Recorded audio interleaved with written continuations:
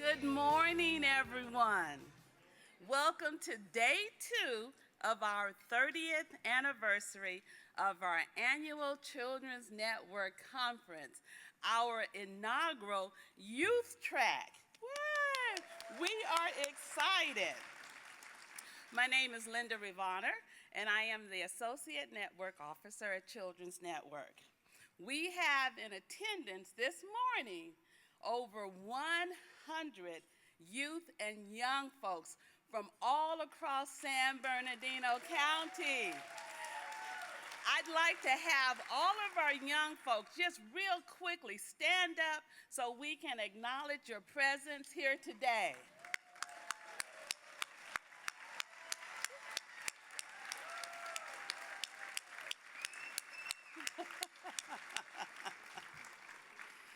Outstanding. We have a very special and exciting day today. I want to take a moment. We had a lot of folks here yesterday. A few folks we want to acknowledge that were not here yesterday or we didn't get a chance to acknowledge. We have our Board of Supervisors, Josie Gonzalez. Good morning. And we have our Honorable Judge Pace. She was there. And Veronica Kelly, who is our incoming Director of DBH, Behavioral Health. I want to take a moment and thank the San Manuel Band of Indians for their support, their generous support that allowed us to have our youth and young folks here today.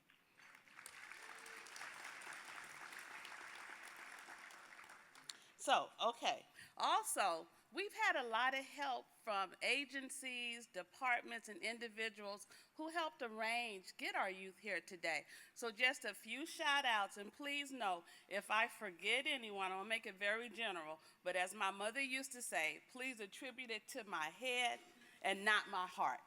So, want to give a shout out to the Tay Center, Operation New Hope, Cal State San Bernardino, Young Visionaries, San Bernardino County Schools. We have young folk from all of our San Bernardino County schools and city schools. So welcome again. Okay, now on to our keynote speaker. We have a very special presentation today. I'm just going to give a little bit of his bio because, like I told him, no one can introduce or talk about him like he can. But very briefly, our keynote speaker this morning is rapping dad, Derek Clark. Derek Clark's life is one of resilience and redemption. He spent 13 years in the San Francisco Bay Area foster care system. With help from his amazing foster parents, great social workers, and mentors, Derek Clark knows firsthand how to cope with adversity and overcoming hardship. His past has never held him back from accomplishing what he has set his heart and mind to do. He is an inspiring speaker, trainer, and has been featured on the Headline News, The Steve Harvey Show, The Ricky Lake Show, and other shows around the world. He has become a viral video sensation with his Rapping Dad videos, which have had millions of views and have been featured on the best of Instagram and Vine. He is the author of 8 books, including Never Limit Your Life, Disable the Label, and the I Will Never Give Up book series. As speaker, author, and singer-songwriter, Derek Clark has spoken and performed his music from Australia to Canada, including a performance for the President of the United States. His true life trials and personal triumphs have inspired others. We are honored to welcome Rapping Dad, Derek Clark.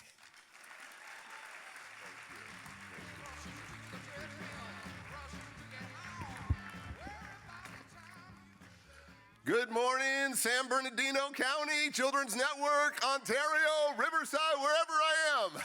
It's awesome. It's wonderful to be here. I just flew in from Ohio, and if you've ever been to Ohio, the allergies or the pollen count is so high for this thing called ragweed that's out there, and man, woo, it got me. So bear with me. I'm a little nasally. I'm sorry, but I'm full of energy. And it's interesting you brought up the Rapping Dad. We just put out a video like 3 weeks ago, and it's had over 100 million views in 3 weeks. It's insane. So I'll do some Rapping Dad for you later. In fact, my kids think I'm cool now because it's one of the most viewed videos on World Star Hip Hop. Youth will know what that is. And it has over 1 million views in the last couple days just on hood clips on Instagram. So it's pretty cool. Rapping Dad. So I want to share a message with you today of resilience and redemption. See, you get to see the end of the movie today by me standing here. I spent 13 years in Alameda County, Oakland foster care system, right across the bay from Hayward. But my early story started in Southern California. See, you're all a bunch of special people. And the reason why is because you're here to make a difference in the life of a child. You didn't get in this occupation, this career to get rich, to make a lot of money. You're not in it for the income, you're really in it for the outcome. And a lot of you don't get to see the outcome, unfortunately. The statistics aren't as great as we want them to be. See, how I came in this world is a crazy story. When I met my biological mom 25 years later after she abandoned me at a psychiatric hospital, I had a copy of my case files and my social service records, my juvenile records, and I had all these whys. Why'd you give me up? Why'd you never come back for me? Why'd you keep my brother and sister? Why'd you abuse me? All this stuff. And later on I learned if I could pass something on to you, the whys never really get answered to your satisfaction. They never do. So I tell people all the time, do not focus on why. Focus on this. What now? What now? Because we have got to focus on where we're going to and not what we're going through. I'm all about dreams. I'm all about imagination. I'm all about creative outlets. And so I'm meeting my biological mom, and I flew back to New Mexico, and she picked me up from the airport. I hadn't seen her in 25 years. And as we're in the car, she seems like a nice lady, but I remember all the abuse. I remember all the craziness. And then she goes, I have a surprise for you, Derek. And I'm like, oh my gosh, she's gonna kill me. Like, I don't know her. I don't know this lady. I'm like, when somebody says that you don't know, I got a surprise for you. That's like a horror movie, you know, like. So I'm like, oh my gosh. So as we drive up, she goes, get ready for your surprise. And I'm like bracing, like, oh my gosh. As we walk in the house, all of a sudden, all these people go, surprise, surprise. And I'm like, who are all these people? And she says, oh, these are your aunts and uncles. You have 5 aunts and uncles, cousins, half-brother came down from Washington. Your grandparents recently died. And then people that remember you. And I'm like, what? And it was amazing. Like my blood had magnetized to their blood. And it was euphoric, heavenly, utopia, whatever you want to call it. But after about an hour, I realized, like, where have they all been for 25 years? 25 years. No one reached out to me. And so after everybody left, it was on like Donkey Kong with me and my mom in that kitchen. Like, I needed questions answered. And she said, what do you want? And I said, well, why'd you give me up? I don't really want to talk about it. You know what? You can call me mom. And I'm like, you are not my mom. My foster mom is my mom. I'm a bold person like that. And I'm like, you are not my mom. She goes, well, look at you. You turned out all right. And I'm like, oh, she is digging herself. This is not good. And so I said, it says here in my files that that you were sexually abused by men in your past and that I was brutally abused the first few years of my life and prenatally.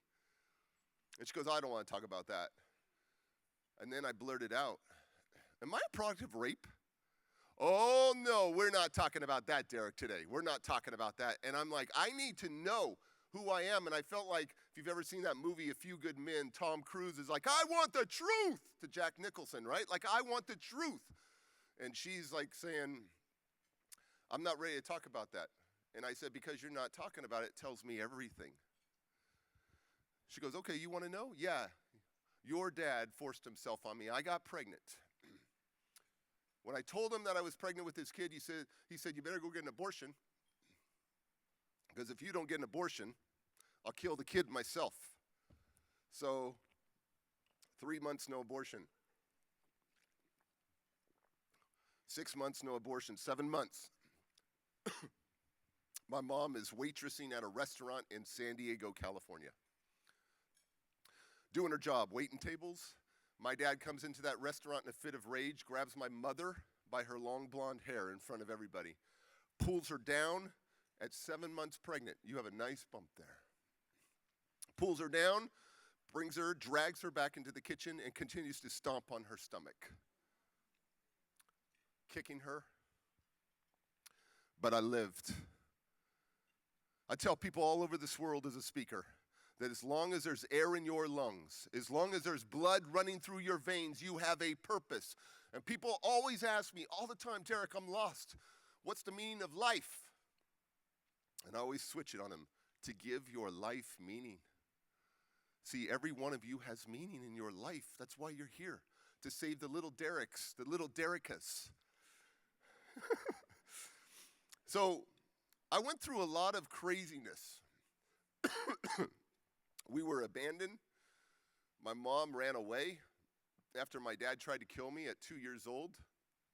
She has a scar to this neck when he was trying to kill me with glass, and he sliced her as she was trying to guard me. And we're homeless now, living in a park in El Cajon, California. And during this time, we're trying to figure out where we're going to go.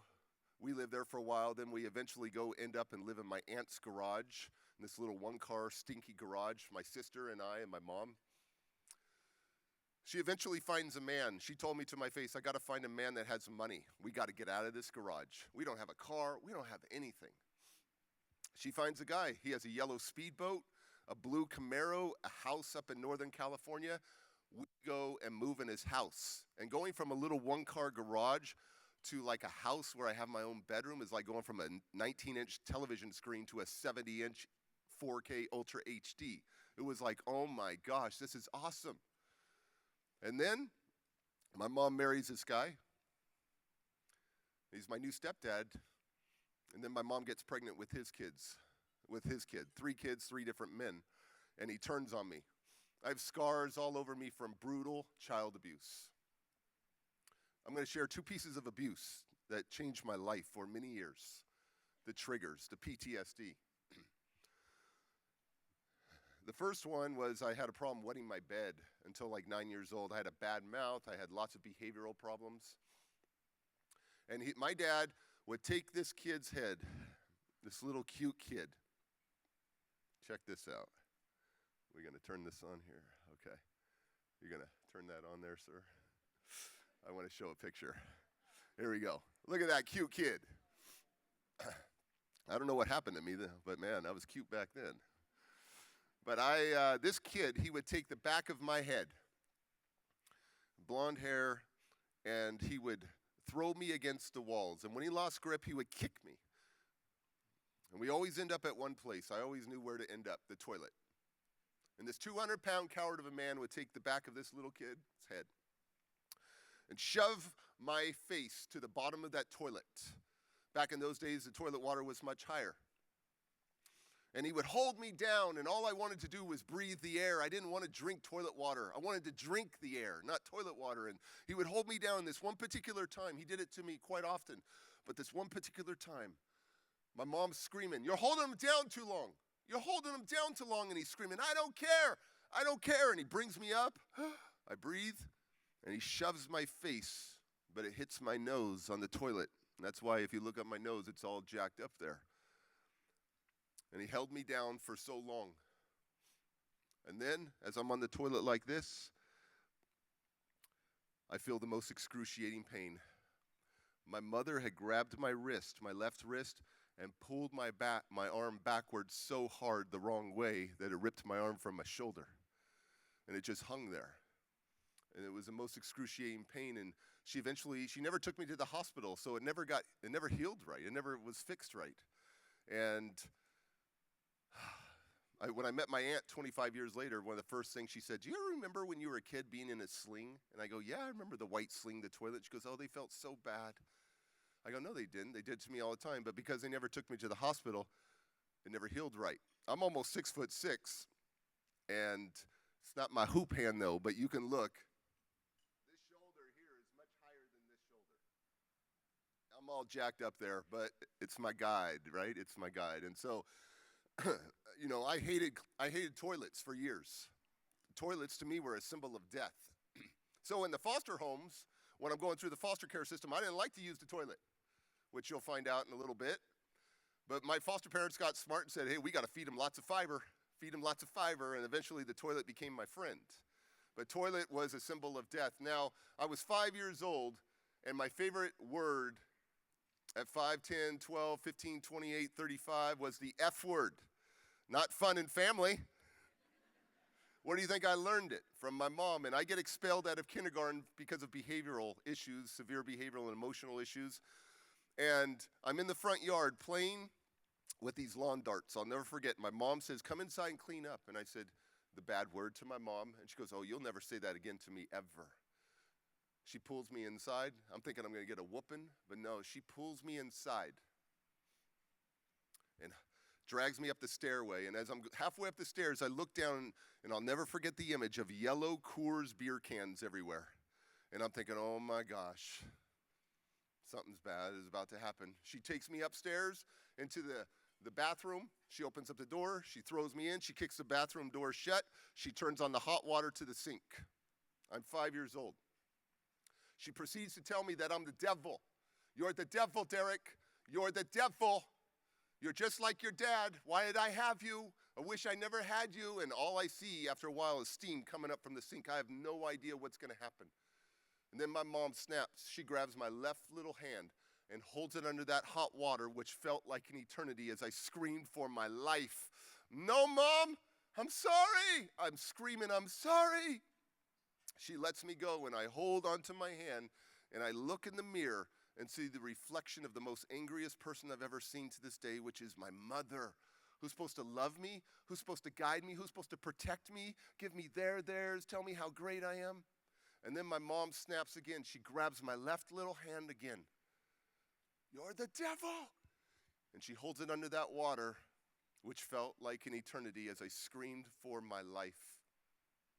When she finally let go, I'll never forget the image of all the skin and part of the flesh in one clump in the sink. And not only did she burn my hand, but she burned into my heart, she burned into my soul, she burned into my spirit, she burned into my mind that I was a bad kid, that I never had value anymore, that I didn't have any value. She bandaged me up, and a few months later, her and my stepdad loaded me up in the car. I had no idea where we were going. We ended up at this big building. We walk in. My mom and stepdad are talking to a few people. And then a guy in a white coat says, "Come with me, Derek." "Well, where's my mom?" "Come with me." And I see my mom, and she doesn't turn around and say, "I love you." She doesn't go, I'll be back for you. You just need help." No, she leaves. She abandoned me at a psychiatric facility at 5 years old and never came back for me. Even when the courts forced me to go home. There's one time the courts forced me to go home. After 2 weeks, she came and left me again. And so growing up, I always felt like a reject. I always felt like the good kids got to stay with mom and the bad kid got thrown away. Why did my mom keep my brother and sister? I used to think that was one of the biggest curses in my life growing up. And you know what? Looking back, connecting the dots, it's one of the greatest blessings. Because the environment that I went in through the foster care system, I did find a safe and secure and loving environment eventually. But as I spent time at that psychiatric facility, I want to share with you some very vulnerable stuff with you. I want to share some excerpts from my psychiatric evaluations, psychological exams, neurological evaluations, speech and language evaluations from the professionals on how they prepackaged me and labeled me and put me in the system. And I tell youth, and I tell adults, you don't have to be your labels. That labels have a way of neutralizing you, have a way of negating you. Now, I've hung out with people that fetal alcohol syndrome that can draw better than me. I have hung out with Special Olympian champions in Canada, United States, that can bowl better than me, that can run quicker than me, that can play basketball, are consistent with their three-point or their free throw line. I've hung out with veterans that have one arm, one leg, that can run better than me or whatever. We don't have to be our labels. I'm living proof. Let me show you. I'm going to go through these real quick because I only have an hour or less than that. So here we go. Oh, where's my screen? There we go. Okay. Derek's referred to the agency by the Psychiatric Emergency Unit.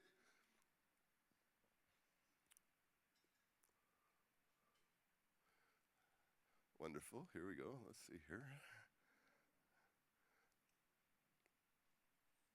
Okay. Derek's background includes extreme physical and economical impoverishment during infancy and a father that brutalized Derek and his mother during the same period. Derek's parents were unable to control him. Derek's father was an alcoholic.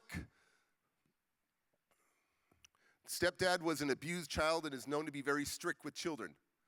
To me, I recently spoke for the U.S. Attorney General's Conference with all the U.S. attorneys and stuff, and I'm like, this is my most controversial moment of the keynote. I said, what a cop-out. It's a choice to abuse your kid. It's a choice to kill your kid. The number one killer of kids are their parents. It's a choice. That my stepdad, I'm sure, wouldn't put his hand in the fire more than once, wouldn't touch a hot stove more than once. Father is an institution for the criminally insane. So they found my dad when I was 5 years old because I hadn't seen him for a couple years.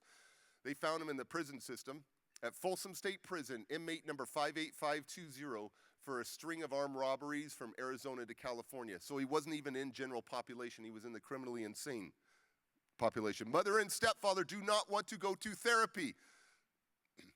Reunification, right? They decline parent classes. They feel it's Derek's problem and not theirs.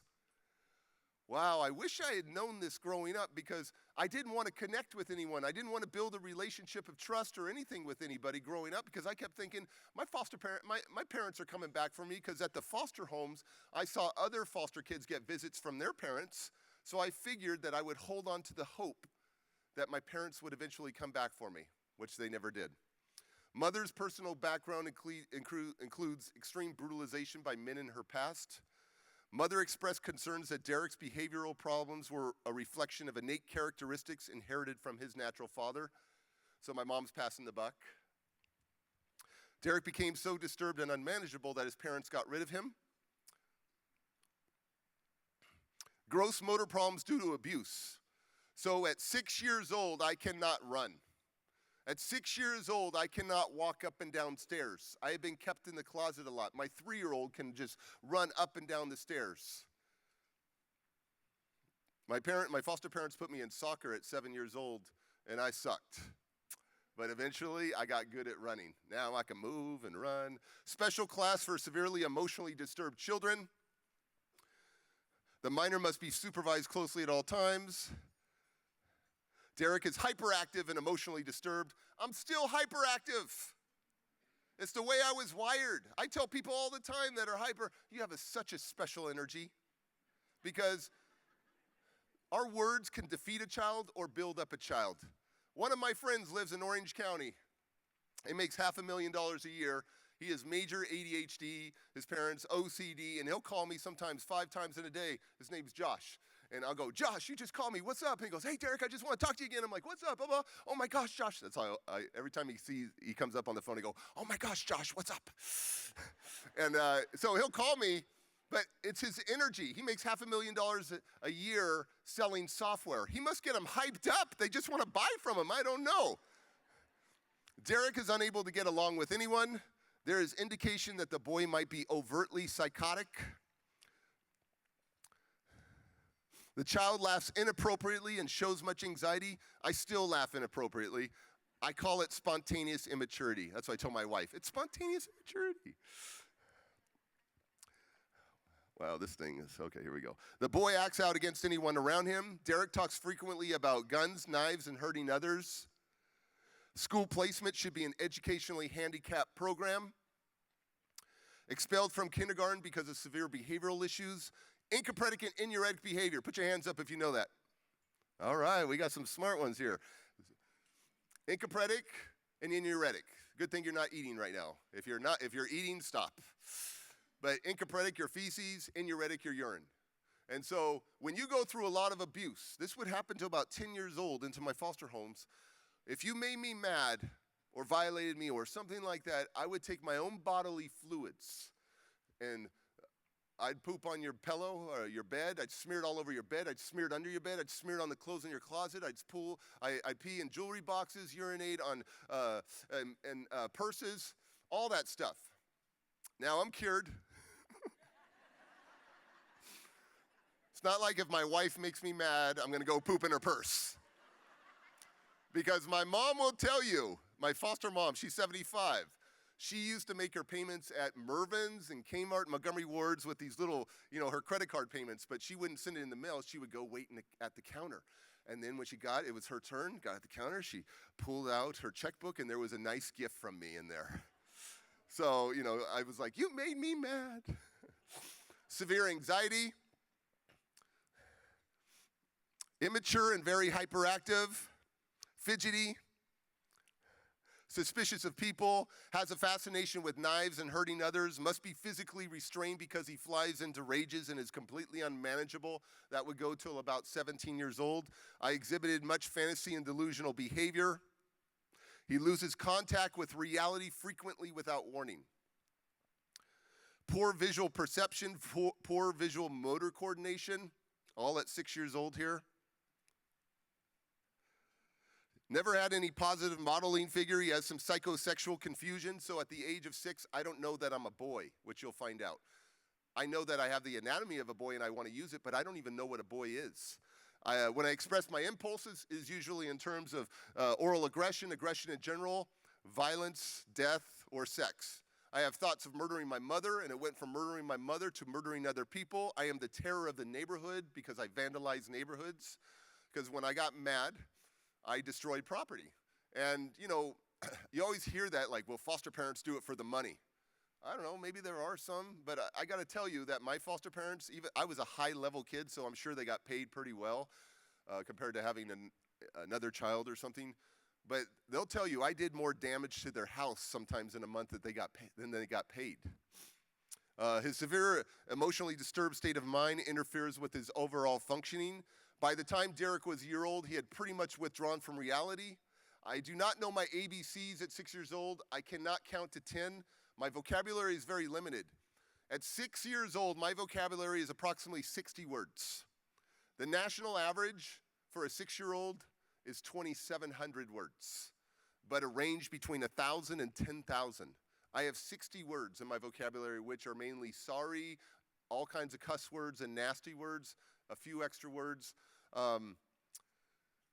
So it took a long time for me to have this vocabulary. Verbal scale indicates below average general knowledge, logical thinking, and language development. I do not understand words like dog, cat, and boy. I have erratic psychosis. I have the IQ of a 2-year-old. I am not adoptable based on the severity of Derek's emotional and behavioral problems. I'm here to tell you that every kid is adoptable. Every kid. The only time you turn your back on a kid, the only time is for them to hop on to get a horsey ride. You know what I mean? Like, you don't turn your back on a kid. Every kid is adoptable. Every kid deserves a family. Every kid deserves a mom or a dad or love. If an adequate foster home cannot be found, Derek will be sent back to the psychiatric institution, which is Napa State Hospital, which is a pretty famous state hospital up in Northern California. Neurological and psychological tests indicate Derek is functioning on a 2-year-old level. And the big hammer here is neurological and psychological evaluations indicate Derek has intellectual disabilities. I put intellectual disabilities in there. What they really put in both my neurological and psychiatric evaluations was that I was mentally R. I don't even like saying that word. So that's how I came prepackaged and labeled into the system, plus attachment issues and all these other things. And it took a special set of foster parents to want to keep me. 8 other foster parents that took high-level little kids like me didn't want me. And I'm back at the shelter, Snedeker Cottage. And Snedeker Cottage is behind Juvie, the youth detention center. You drive past it, and it's behind Juvie, and it's for unadoptable kids, basically, there. And so I'm there, and I have this new social worker. Her name's Cheryl. And Cheryl, I loved Cheryl. I love seeing Cheryl. She was the light of my life. I mean, she was this cute blonde. She drove this green sports car. And every time I saw her, I go, "Hi, Cheryl. Oh, Cheryl, I'm going to marry you one day." And she'd go, "Oh, Derek." She never said no. So I love seeing Cheryl. And Cheryl couldn't find me any of the homes. She was going to have to take me to Napa State Hospital, but she made one more phone call, going above and beyond the call of duty. Because I got a copy of all my records, and I see all the conversation logs from the social workers and stuff over the years. And when I reread those, I'm like, see, Cheryl loved me. Cheryl believed in me. So Cheryl wasn't going to take no. She found this foster home that wasn't looking to foster anymore, because being a foster parent is a grieving process. Sometimes you love this kid, you go through the emotional ups and downs, and then you're like, oh man, I really love this kid. I could give this kid a better life than his own parents, and you just love this kid. And then when the kid leaves, you go through a grieving process, basically. So they were tired of that, and they had looked at 3 little boys to adopt, one of 3 of those little boys. So Cheryl called him up and says, "Hey, I got this cute kid." She's trying to sell me. He has a big personality. If you don't take him, he goes to Napa State Hospital. Will you take him? You could probably keep him long term. He's not adoptable, but his dad's in prison. His mom and stepdad don't want him. They go, "Can we just try him out for a weekend, Friday through Sunday?" They just want to test drive me, right, for a weekend. But for a weekend. So Friday, I'm pulling up with my social worker, and she's going like this, "Derek, okay, please be good. Please be good." And I'm like, "Okay, Cheryl." But if any of you know what I'm talking about that have been in foster care, as soon as you start pulling up to the home, a lot of anxiety really starts escalating. And I'm like getting a lot of anxiety, like, oh my gosh, where am I going to sleep in their house? Do I have to share my room with someone? Am I going to be in a bed bunk? Because I don't want to be on the top bunk. Where do I sit at their dinner table? Because, I mean, what if I sit in someone else's place and they get mad at me? Do I have to eat their food? Is the kitchen only open up 3 times a day for breakfast, lunch, and dinner? What if I don't like their food? Do I have to help them clean up? I don't even have a pillow. I don't have a toothbrush. I'm afraid of the dark. Will they let me sleep with the lights on? I mean, all these things are going on in me. And so we knock on the door, and my new foster dad and foster mom open up the door, and it goes like this. The foster dad goes, "Hi, Derek, how are you?" And I didn't like happy people at that point. And so I step back, and I go, "Psh, how do you know my name? How do you know my name?" And I got stuck on that, I guess. "How do you know my name?" He goes, "Whoa, you have a little attitude. Why don't you run around?" And I'm like, "Run? What are you talking about?" He goes, run around." I go, I'll run away." I love running away. All the way to my teenage years, I love running, and I'm like, I will run away. And he goes, "Then run that way though, run." And I'm like, okay, so I run off the pavement onto a dirt path, and I run, and I'm running away. And all of a sudden, I'm on this dirt road, and all of a sudden, this dinosaur comes to the fence, a horse. And I'm like looking at this, I've never seen a horse before. And I'm looking at this horse and then other horses, and then I get up to a barn with a bunch of rabbits and rabbit hutches, and behind the barn are goats and pigs and more horses, and a dog and a cat run by, and then I see the grand prize of them all, chickens in a chicken coop. And I loved birds. I always thought one day I'll get my wings and fly away. So you found me in that whole weekend, you found me in one place. I didn't trust any other human beings. You found me in the chicken coop. I love the chickens. And I would go into that chicken coop, and the chickens would scatter, except this one chicken. She wasn't scared of me. She's like doing her little chicken dance. She's like, And I sit my butt on the ground, and I start talking to this chicken. And I love this chicken so much, I named her Wilbur. And I loved Wilbur with all of my heart. And at the end of that weekend, it was time for me to go. And I throw the biggest temper tantrum on that driveway, cussing, screaming, banging my head. And my foster mom says, "Derek, we don't act like that here. Stand up." She goes, "What is it that you want?" And I turn to Cheryl. I go, "See, Cheryl, they don't even want me." Well, they work it out where I could stay a week because there was no other place for me. Cheryl just said, "Can you just try him for a week?" And I loved it for that week on that farm. Just me and Wilbur. And at the end of the week, I knew it was time to go. I had my black plastic bag full of my little clothes. And I'm waiting in the room for Cheryl, and my foster mom comes to my room and says, Derek, I have a surprise for you. And I said, do I get to take Wilbur with me? And she goes, no, you get to stay here a month. And a month turned into months, which turned into a year, which turned into years. They are my mom and dad. They never gave up on me. They never changed the locks on the front door when I was a crazy teenager. They did it for their own biological kids, though. I'm pretty special. But what they realized is that I had a gift. At 9 and 10 years old, they realized that I was a sponge. Let me tell you how special both of my foster parents are. My dad was a second grade teacher, so that's why he loves kids. And my mom worked at juvie, a youth detention prison teacher. So you know who ran that home. And so my mom became a stay-at-home mom and taught me to read and write at 9 and 10 years old. At 9 and 10 years old. Now, I had been out of school more than I was in school in their homes because I was suspended for two things, disrespect to authority and for fighting. I went through psychiatric counseling twice a week from ages 5 to 13, where I get taken out of school, go to the county building, deal with that, then get put back in school, all the way till I was 13 years old. And what they discovered was that I was a sponge. It's just that nobody had really invested in me, that I was a sponge. So they started planting seeds inside of me, seeds of love, seeds of determination, seeds of perseverance, seeds of creativity, seeds of value, seeds of integrity, honesty, endurance, determination, all these things. And so my life started getting a little bit better. I want to point out something, that every child living under government care has a story of loss. An inherent reality of being in a care creates a severed, ruptured, or disrupted connection to their families of origin. For those who have experienced multiple foster home placements, multiple stories of loss and or trauma exist. An alternate view to describing the defiance and oppositional behavior of kids in care would be what I call intelligence gathering. Now let me go into that.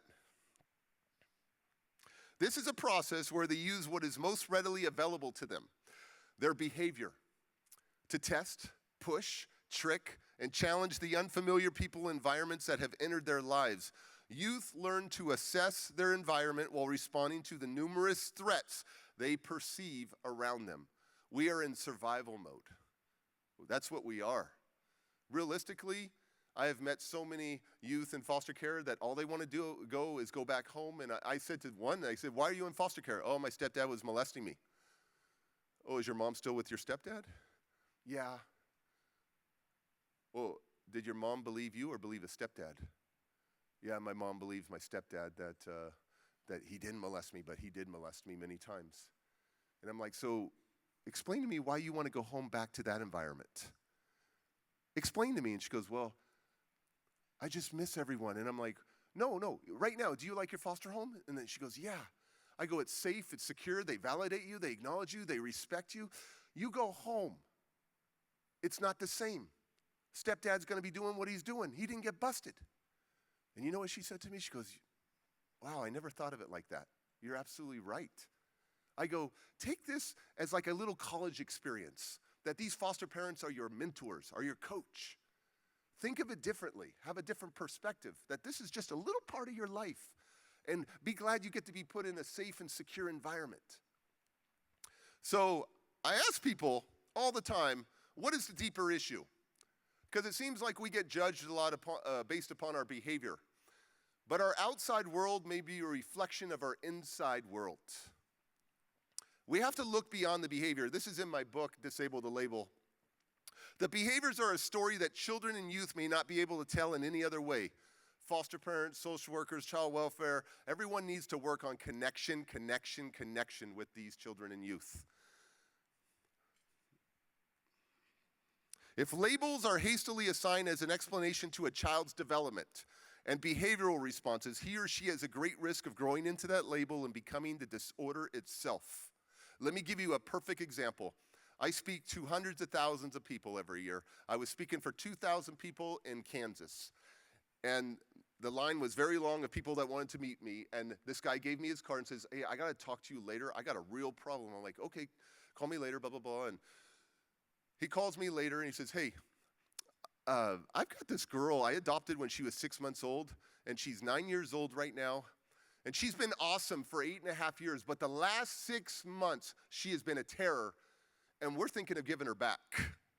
And I'm like, oh, he was ticking me off right when he said that. I'm like, you cannot give up on her because she's not golden now or something. And there's always there's always a root to something, to that behavior. There's something going on. And so I said, tell me the dynamics of your family. And he said, well, I'm married for 18 years. I have a 17-year-old biological son, a 2-year-old biological son, and then we adopted this daughter. And I remember saying this because I felt like I was fed information. I love that quote that says, we are not humans having a spiritual experience. We are spirits having a human experience. And so when we take off all of our masks of vulnerability, we are really connected to each other. Get rid of the egos and all the other things. So I felt like I was being fed information. I said, hey, why don't you watch your 17-year-old son for a little bit? And he goes, what does that mean? And I go, I don't know. I'm supposed to say that to you, though. Watch your 17-year-old son. He goes, what are you implying? And he gets upset to me. And I'm like, dude, you called me. You're calling me. I'm not going to blow sunshine up to you. You know, I'm trying to help you. So he gets off the phone, and I'm like, okay, he was upset at me. Okay. Well, 6 months later, I get a phone call from this guy, and he says, I don't know if you remember me. I was going to get rid of this girl. By the time he had been doing all this stuff as well, he had this little girl in therapy, and she was getting all these labels. Oh, she was diagnosed with this, with that. 6 months later, he calls and says, I just want to let you know, crying, my 17-year-old son just got arrested for molesting the little girl. They caught him in the act. And I told that parent, I said, forget all the labels she has right now. Forget them all. She is a grieving girl who has gone through brutal trauma. What we got to do is focus on her having self-value again and healing. Deal, feel, heal. Don't be slapping labels on real quick. Maybe that's eventually down the line or something like that, but she's dealing. She's grieving. She's going through trauma. And there's no time limit on grieving. Let me tell you, there is no time limit. But I tell youth and adults all the time, don't make that identity, though. Don't unpack and live there all the time. You've got to be a victor instead of the victim. And so I am big on that. I want to show you the bond between a kid and a chicken.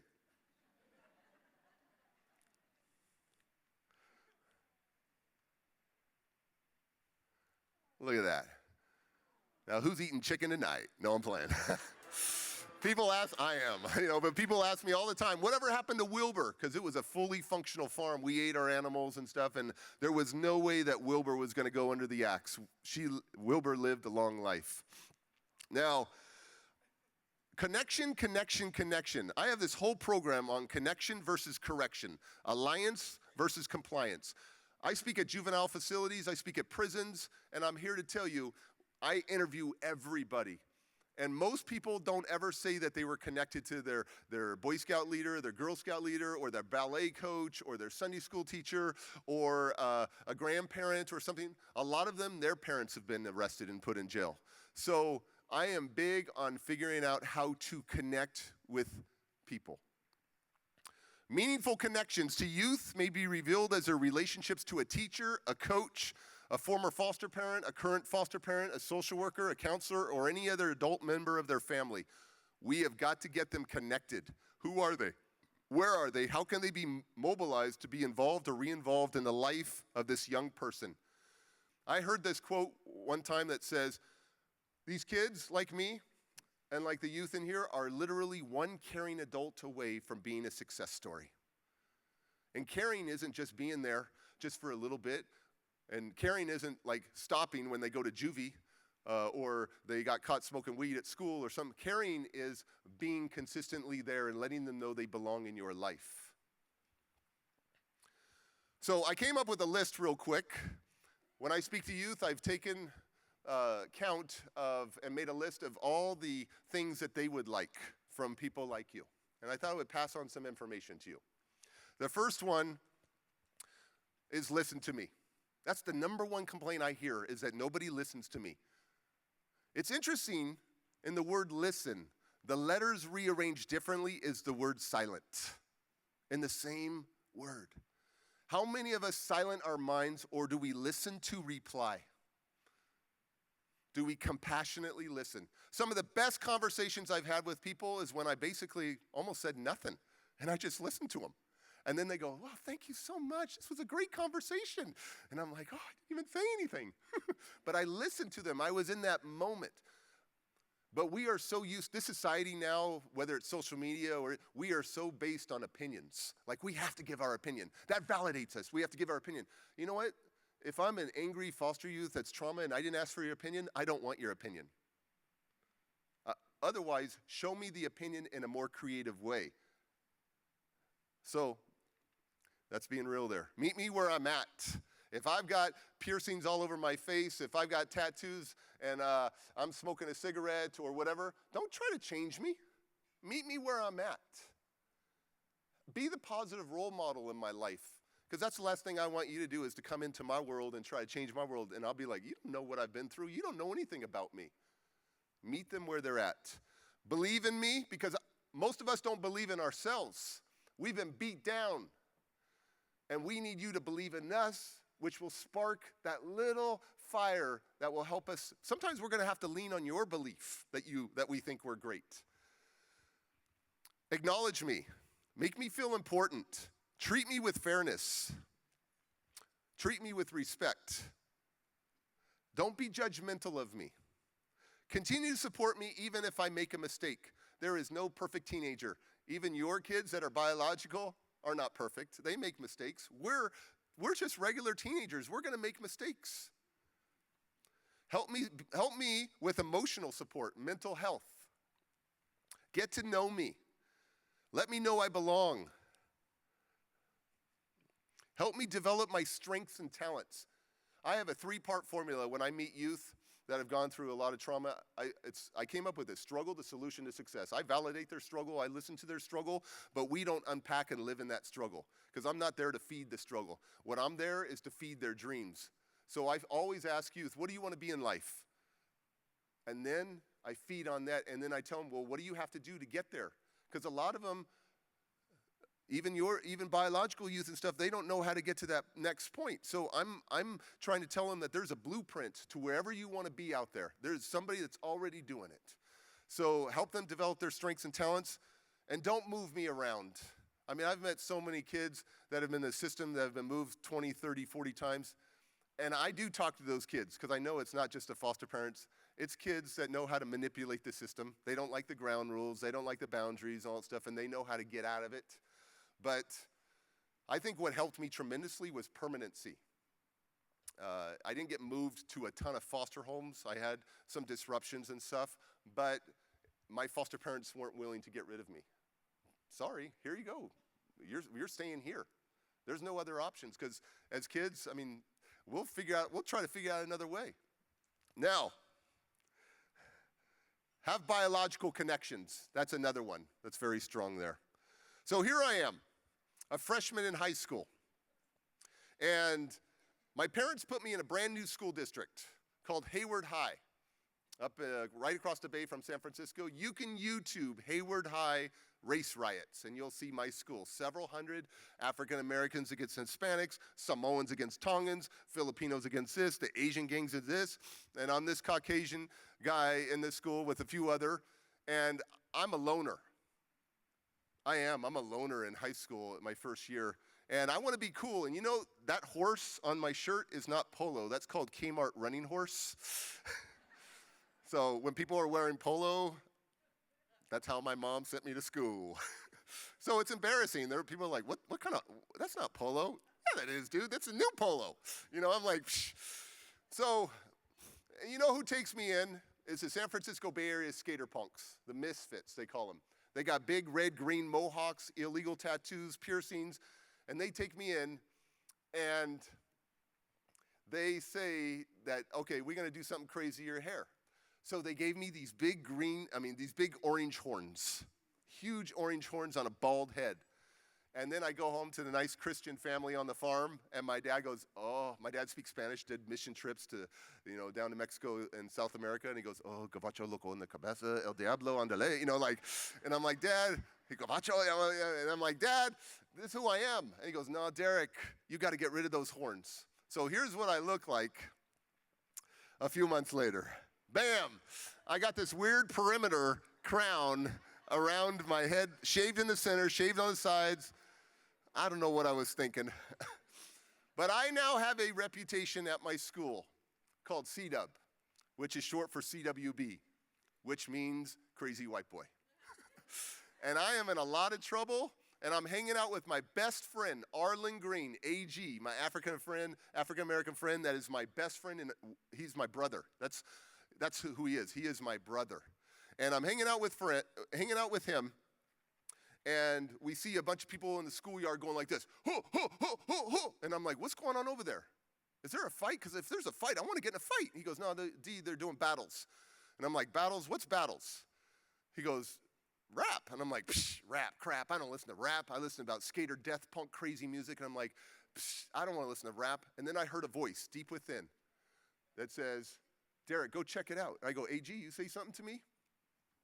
And he says, no, man. I go, walk with me. AG, come on, walk with me.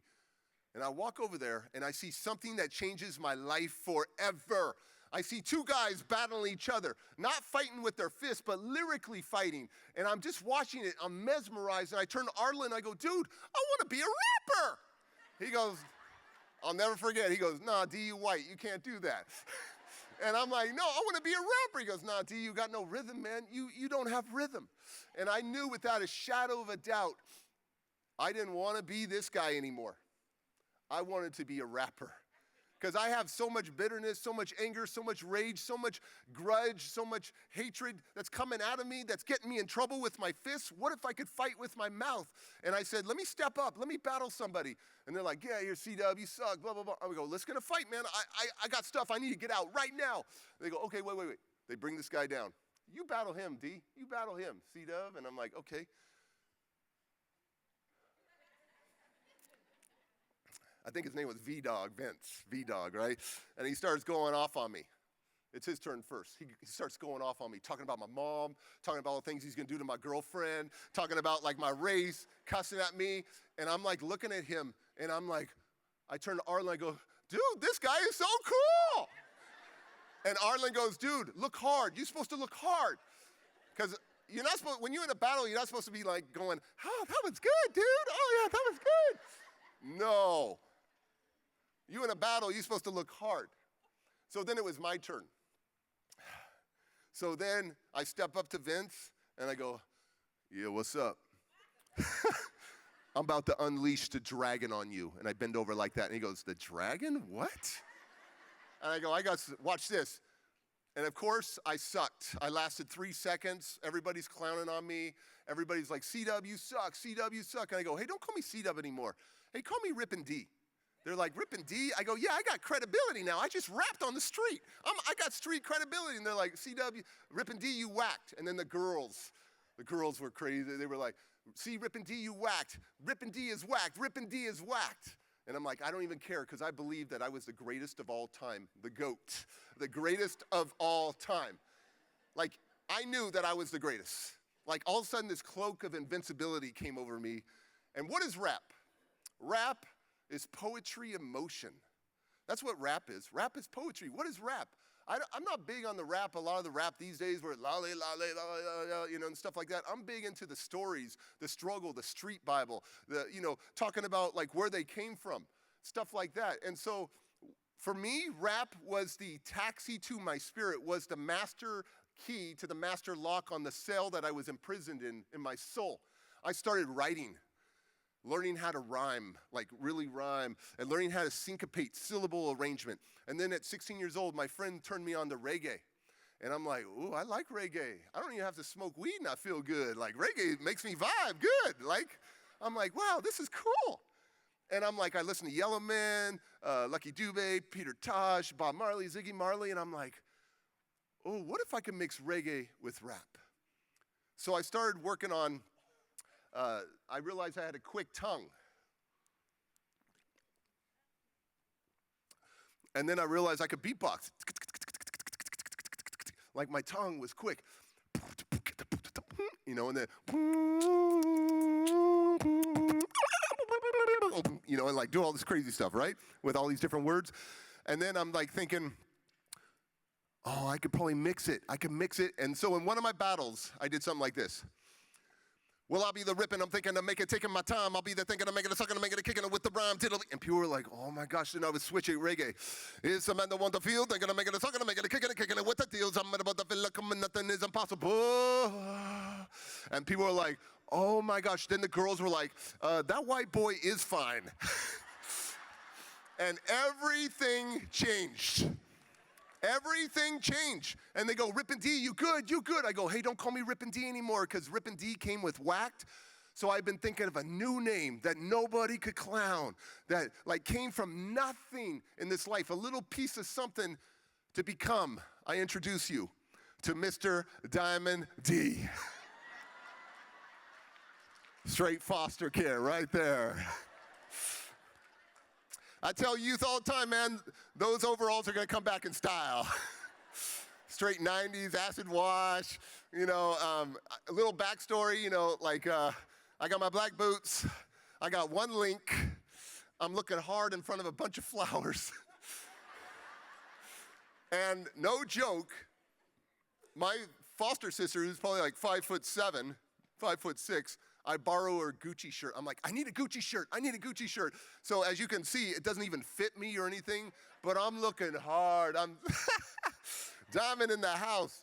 So I want to share with you, I only got a few minutes left, but I want to share with you one of the rhymes that has had over 100 million views.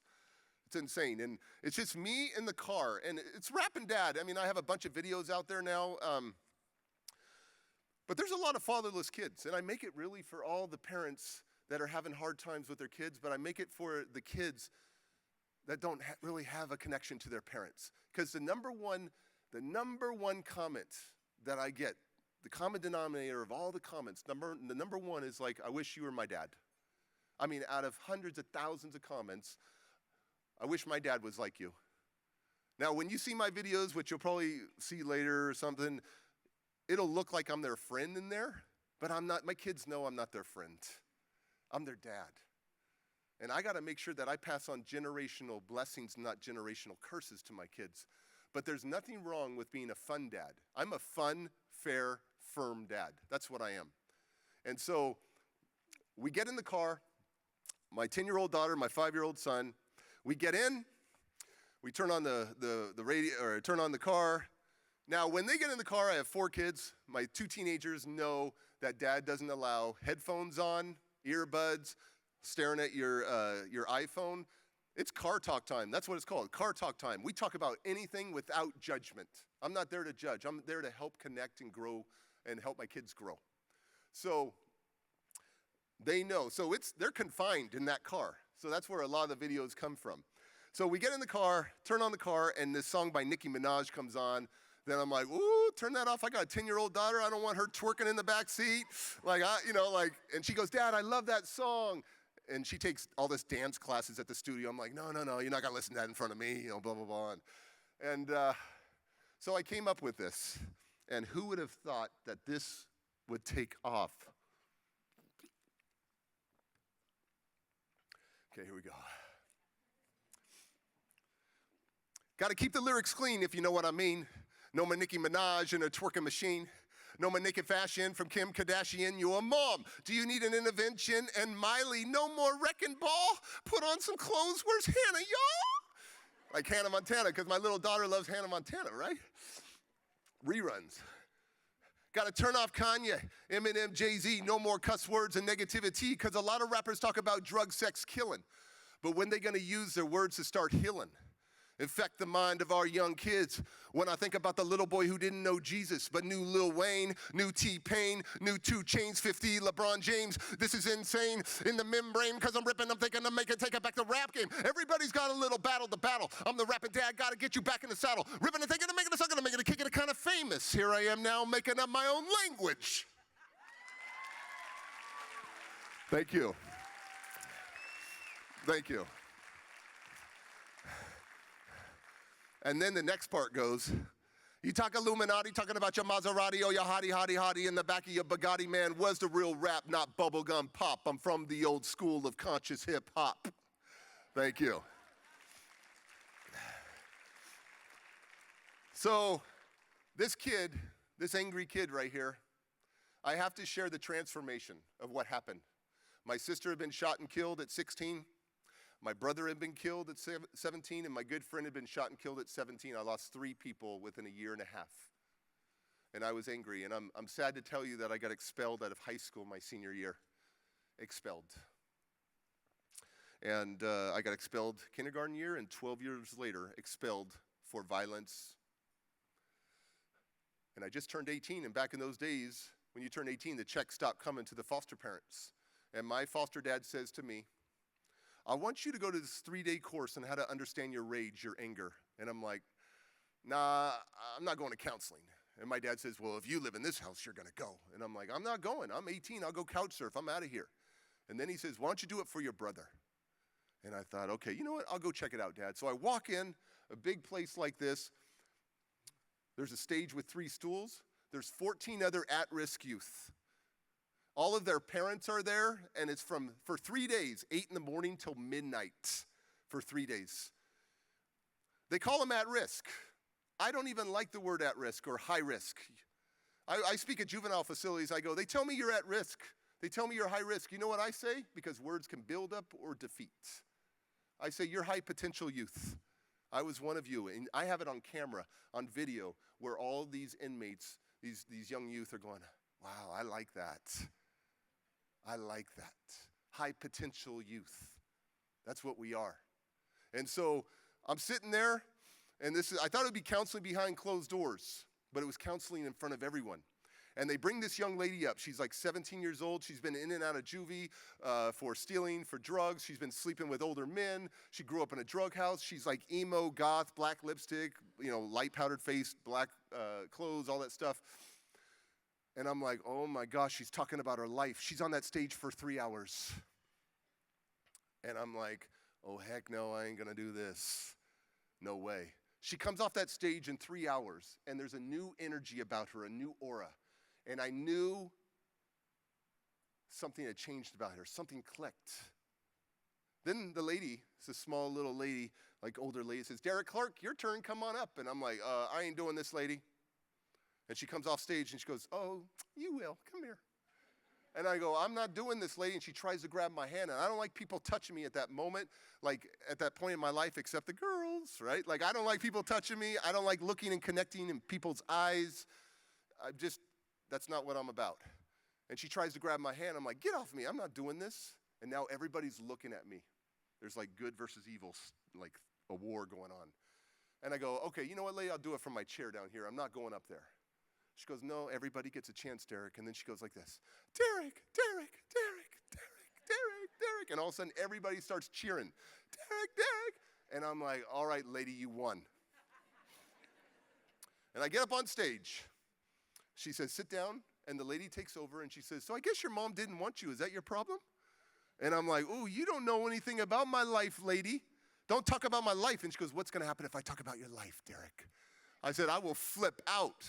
I will flip out. Ask my dad. Dad, won't I flip out? And he goes, yes, he will. He's your problem. I'm like, you're the one putting gasoline on him right now. And she goes, and she goes like this, I want to see you flip out.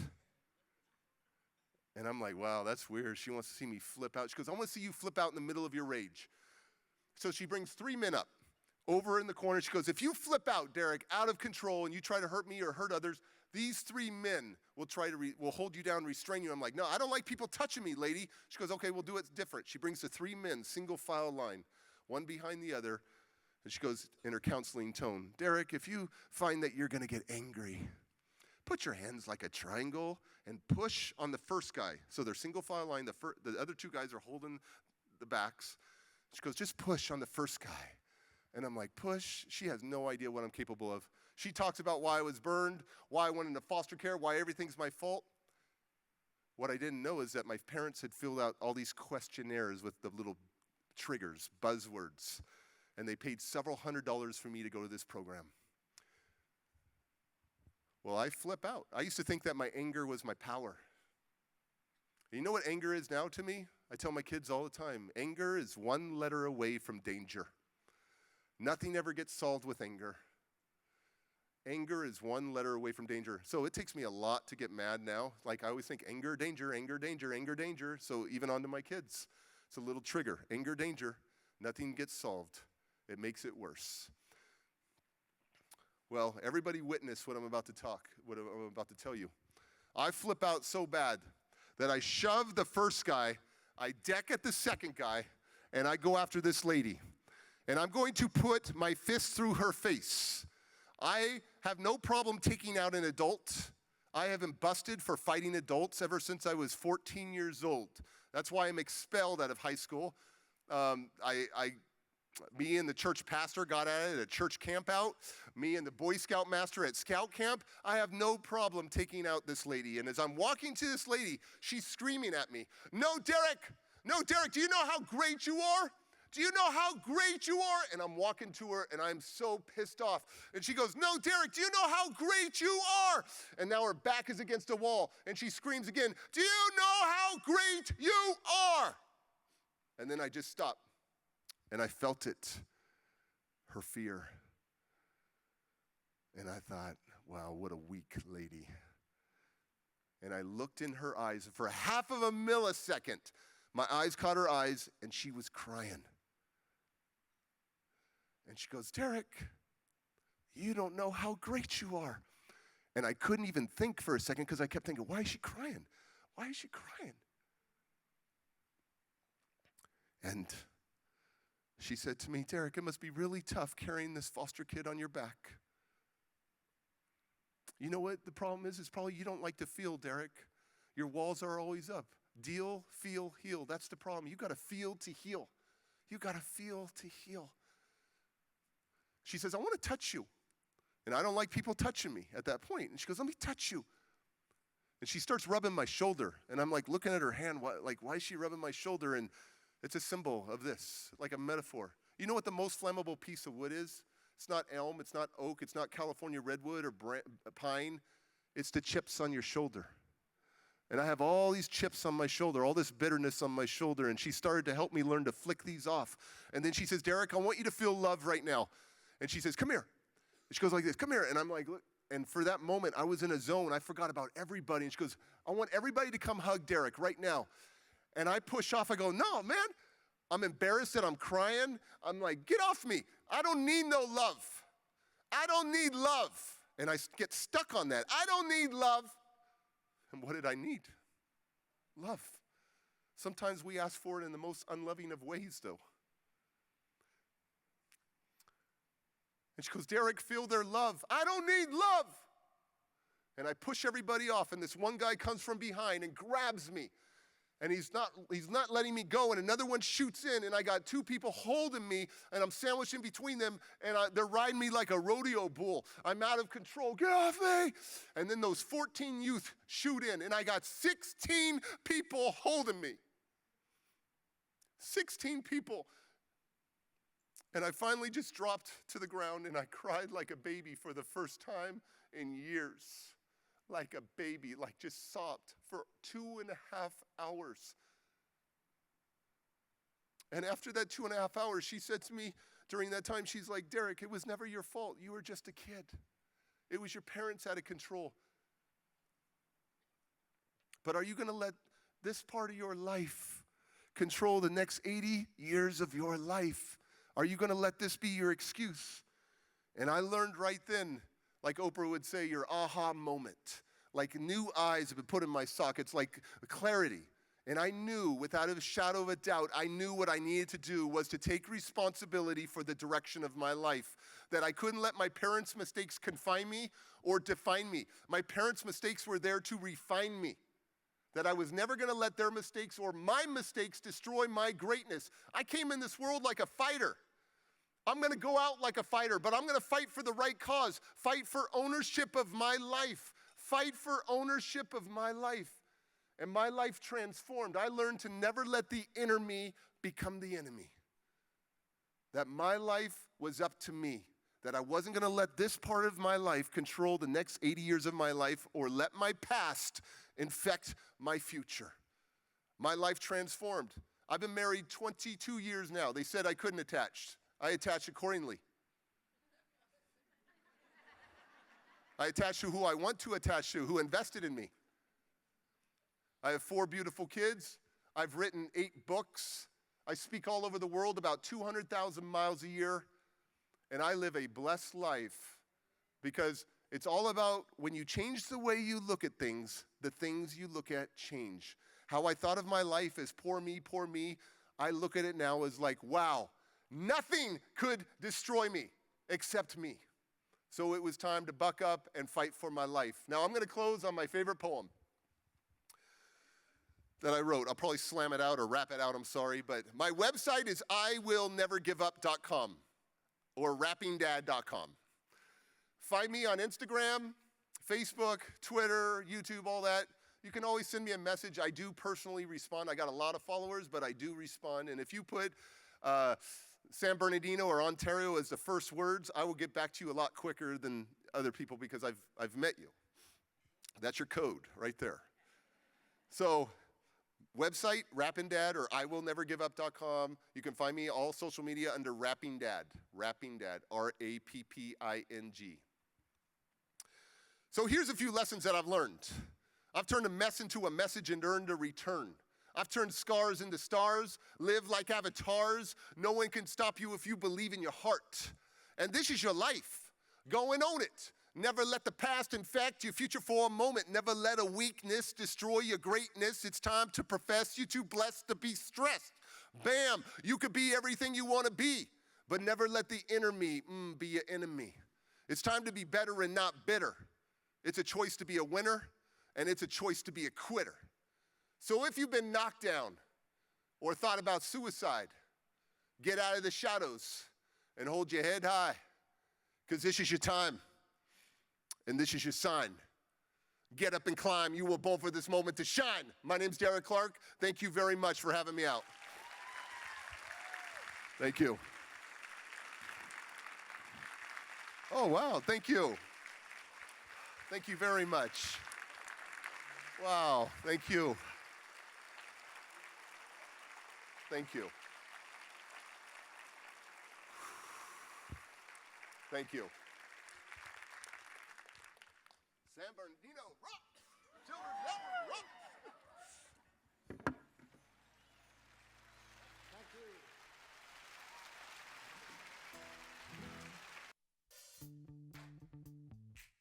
All right. Okay, so we have 10 minutes, roughly somewhere in there, 7, 8, 9 minutes of if anybody wants to ask me a question.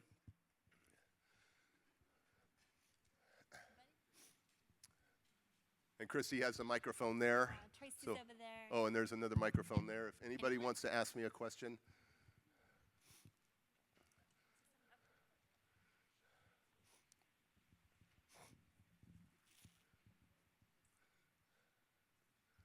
Hi, I just want to take an opportunity to thank you for your inspirational story. Thank you. And just wanted to comment real quick that I come from a background of working in foster care and working with youth, so it's very motivating to hear you overcome your struggles. And more importantly, to the youth that are here today, I really hope that you hear this inspiration as hope for you guys. I know sometimes it's hard struggling with whatever you're going through, but here's as an inspiration, I'm sure, to us, but also more so to you guys, as that you can overcome whatever challenges that you're going through, and that you're not alone, and there's people out here that's been there and got through those difficulties. So thank you. Thank you for the motivation. Thank you.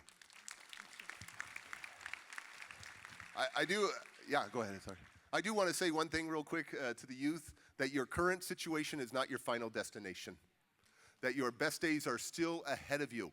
Like, I'm going to be real for a second. I dropped out of college. I got a 1.86 cumulative GPA in college. I can laugh about it. It's me.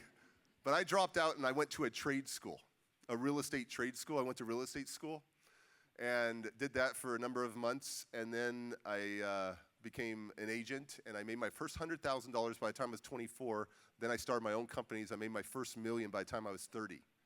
My first $1 million. And so, like, nothing could stop me. I would hire people that were more qualified to run the company than I. So you get around smart people because they elevate you up. Who you surround yourself, do you want to surround yourself with a bunch of chickens or eagles? Because I want to soar above adversity, right? So that's what I'm saying. Okay, thank you. Hi, my name's John. I'm a teacher in San Bernardino. So I have many high potential students who, like you, exhibited self-destructive behavior. So I like to meet students where they're at, love on them. Yeah. But to what degree is that approach being tacitly approving of self-destructive behavior? How should I reply when I see students that perhaps are doing things that are not in their own self-interest, but give them time to grow? Do I give them, am I more firm? If you could coach me on that, that would be awesome. Okay, yeah, so I've been coached quite often. So one of the it's all about words. Do you want to throw gasoline on the fire? Because we're used to gasoline. I'll turn my pain into 125 octane. You know what I mean? Like so when you say to me something like, hey, Derek, you're better than this, man. You know that, you're better than this. You calm me down, right? Versus escalate it. You want to keep planting seeds. And just like your own kids, you have to reinforce messages. You have to reinforce it. And so eventually, hopefully they get it. It might be 9 times. It might be 12 times. It might be 20 times. But if they know, like, hey, Mr. G is cool, man, that's pretty cool. Like Miss Gruelle, is anybody, I got to speak with her, right? You know, with the freedom speakers, the freedom writers, I'm sorry. So her and I talked quite a bit about her technique and stuff, but it's meeting them where they're at and finding something that they're into, I guess you might say. So you find that connection, because the connection with one youth may be in hip hop, let's say, and then the next youth is totally hates hip hop and likes emo, or likes screamo, and is so against hip hop. So it's all about finding that connection. One way is not going to work for everybody. And but finding that way to build a relationship of trust. That's what it is, building a relationship of trust and helping them to de-escalate the situation and not take things personal. You're the professional. You're the professional. If you're taking things personal, that means you might have some triggers or some issues, or maybe you and your husband just got in a fight, or wife just got in a fight right before you went off to go do your work, and then what happens sometimes? You take it out on somebody else. I mean, it happens all the time. So we just have to remember not to take things personal and being firm. Like I said, I'm a fun, fair, firm dad. Hey, no, Tom, hey, stop, Tom, no, you're better than this. Tom, listen, anger, danger, whatever. Find the key words that they like, you know, so on their language, you know, so, okay, yeah. I just want to say thank you, and I am in extended foster care, so I can kind of relate to what you've been through a little bit. I have had anger issues, and I just wanted to thank you for coming here today. You're welcome. Thank you. Okay, so let me give you a pointer real quick on anger, what helped me, okay, because I did have anger issues. Now I don't. I'll give you an example of what that counselor said to me, because I used to call my foster mom a bee, and it wasn't beautiful. So I used to call her a bee and all this other stuff. And this is the mom that never gave up on me. Now I feel so bad of all the things I'd done, but I was angry. And the counselor said to me, you can control your anger, Derek. I go, absolutely not. I'm always out of control, blah, blah, blah. They set me up, and so they set me off. And so she goes, okay, let me give you an example of how you can control your anger. I go, okay. She goes, who is it that you like? Who do you idolize? And at that point, it was Michael Jordan, the greatest basketball of all time. I played a lot of hoop. I wanted to fly like Michael. That was my thing. And she goes, okay, so you're at your house. You're in the biggest bomb of an argument. And you're calling your mom every single name, all this stuff. And there's a knock on the door. And you're like, who is this? And you walk over to the door. And you open up the door, and it's Michael Jordan. You would be like, oh, hi, Mike. How are you? I mean, you would switch like that, all about mindset, right? Or maybe it was President Obama, or someone you looked up to, or a pastor, or someone with $1 million check. It would change your state of mind. So I started working on a muscle called the patience muscle. That's what I did. So think about that patience muscle. Okay, thank you. Yes. Hello, Hi. Derek. Can I call you D? Sorry. Yeah, you can call me. All right. What's up? All right. My name is Eric. I'm from Operation New Hope, Awesome. San Bernardino. And I basically wanted to ask you for some pointers, cause I'm 25 and our program is from 16 to 25, so I just hit the mark. Yep. And I'm trying to get my diploma. I'm from San Bernardino, poverty, all that. And I'm trying to hit 1 million before I hit 30. Awesome. So, Yeah. if you don't mind, can you give me some pointers on how I can get there? Because right Okay. now I'm just trying to release from the negative in my Yes. life. And I'm trying to hit that 1 million, man. Okay. Now let me tell. Okay, sweet. Now let me tell you something. Little backstory. When I made all the money, it didn't make me happy. Money only magnifies who you are on the inside. I meet people that make $250 million a year, and they're still depressed and have issues. So you work on yourself first. People are so interested in working on outer wealth that they forget the inner wealth, the determination, the courage, the integrity, the perseverance, the endurance. All that stuff is on inside of you. But what I tell youth and what I'll tell you, the number one thing that I did to help me become successful to the world standards, because successful to me isn't money anymore. Success to me is significance in this world, making a mark. And the money will come if it's meant to come. But the thing is sacrifice. I sacrificed TV. The national average is 3 to 5 hours a day. You don't really catch me watching TV. I sacrificed alcohol. I sacrificed drugs. I sacrificed sleep. I sacrificed all these things to work on Derek Clark, inner wealth. If you focus on your inner wealth, the outer will come. It will come, but you have to create the environment. If you're always trying to do your thing and like, I'm trying to make money, you forget the real thing, which is on the inside. And the money can't fix that. So you got to heal. That's the first thing I tell. People heal, deal, feel, heal. Deal with your things, get yourself together. And another pointer I would give you is forgiveness. Forgive others. Because why carry that, metaphorically, a backpack, right? You got a 20,000-pound backpack, and you're like, I'm going to make money, but you're carrying this backpack. And you know what this 20,000-pound backpack is?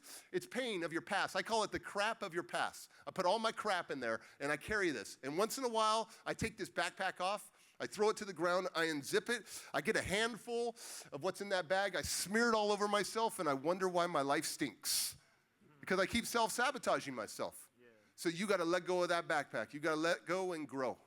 And if you will sacrifice, if you will be committed, and if you hang out with people that are going somewhere versus people that are keeping you down, you're going to elevate. It's all about elevating your mind. I always tell people this: hang out with 3 friends that are smarter than you, because they'll bring you up. All right, thank you. Another question. Yeah. Can we hang out? Yeah. Huh? Can we hang out then? Because yeah. I've been living for 25 years, and I just now found out what I want to be, and it's just like you. So thank you. Awesome. Appreciate that. Let's do that. Okay. Appreciate that. Eric, right? Yes, sir. Eric, okay. So Facebook, put Eric San Bernardino or something like that. And, I'm good at keeping in touch. So I can be like your mentor. Absolutely. All right, cool. Thank you. Hi, I'm Rachel. Is this thing on? Hi, my name is Rachel. I'm from the San Bernardino Taste Center. Well, when I was living in Upland with my parents, I had a few problems with my parents. I had just suicide thoughts. But when I heard your story, it made my life change a lot because it helped me. But in the place I'm living in now, it made my life change, and also with your story. So it made my life change. Thank you. Rachel. You're welcome. You got to remember is that your